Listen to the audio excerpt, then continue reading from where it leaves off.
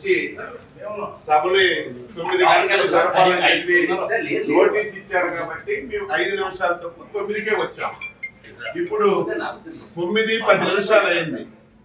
శాసనసభ కనీసం బెల్ల కొట్టలేదు. ఎందుకు కొట్టలేదంటే లోపల వైసీపీకి చెందినటువంటి 3 శాసనసభ్యులు ఉన్నారు. అంటే ఈ ముఖ్యమంత్రి మీద, ఈ ప్రభుత్వం మీద వైసీపీ శాసనసభ్యుడికి ఏం నమ్మకం ఉందో ఈ రోజు ఈ శాసనసభ సాక్షిగా ఈ రోజు తెలిసింది.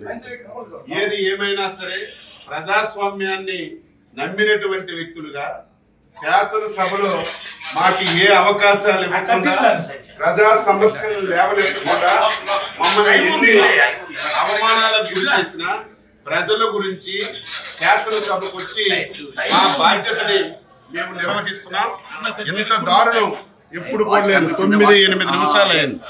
ఇంత దారుణం ఏది ఏమైనా సరే ఈ 5 సంవత్సరాలు ఈ శాసనసభలో ఈ రాష్ట్రానికి ఉపయోగపడినటువంటి ఒక్క చట్టం కూడా చేయలేదు.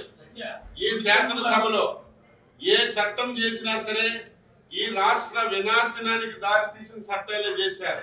అందుకే ఈ రోజు ఈ విషయాలన్నీ ప్రజలకు తెలియజేస్తున్నాం. దయ ఉంచి ప్రజలారా ప్రతి ఒక్కరు ఆలోచించండి. శాసనసభ అంటే ఈ రాష్ట్రానికి ఒక దేవాలయం. 5 కోట్ల మంది ప్రజలకి న్యాయం చేసినటువంటి సభ. ఈ సభని ఇంత దారుణంగా తయారు చేశారు.